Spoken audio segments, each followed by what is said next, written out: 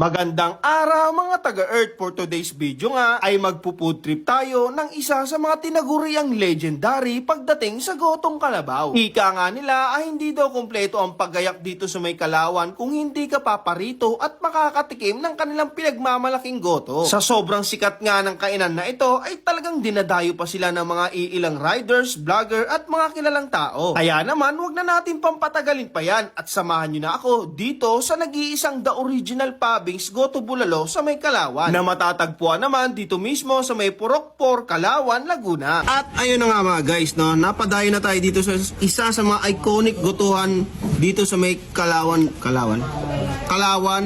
Laguna. Ayan. At ito nga yung pubings. Ayan guys, titikman na natin yan. Ayan. Yung texture ng kanyang sabaw medyo malapot. Siyempre tikman natin.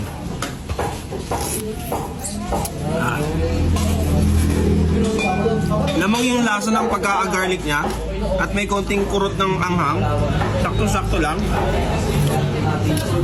Sarap. Para sa aking personal na panlasa, mukhang sa tingin ko kailangan kong dagdagan yung timpla. Yan.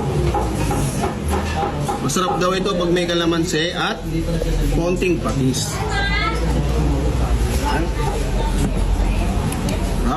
Yung ganito nga pala kadami na serving is 200 pesos. Tapos yung serving ng rice nila is 15 pesos naman. Tapos guys, nagbubukas nga pala itong pubing simula 4 AM hanggang 6 o 7 ng hapon. Ayan. Kung magagawi kayo dito sa may Kalawan, Laguna, isa ito na recommended na kainan. Dahil masarap daw talaga dito eh.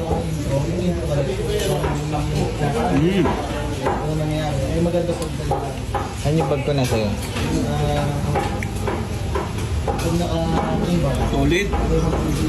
Sarap talaga niya. Yeah, no wonder bakit legendary siya. Floyd Sebastian, ikaw ba yan?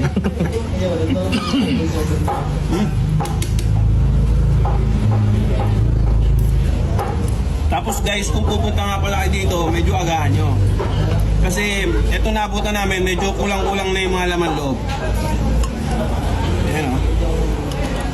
Yan. Tapos meron din siya kasamang utak. Yan. May balat. Laman ng kalabaw. Ayan. Sarap ng kalabaw oh. Tara. Natin yan.